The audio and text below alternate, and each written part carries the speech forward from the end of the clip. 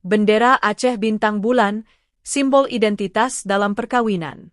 Momen pemasangan bendera Aceh bintang bulan dalam acara perkawinan sungguh luar biasa.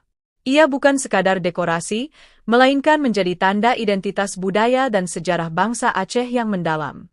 Pemasangan bendera ini merupakan bentuk penghormatan terhadap akar budaya masyarakat Aceh.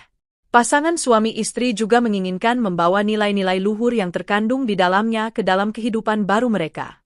Selain itu, bendera tersebut berperan sebagai simbol persatuan dan kebanggaan lokal, sehingga membuat acara perkawinan menjadi lebih bermakna dan memperkuat rasa identitas bagi seluruh yang hadir.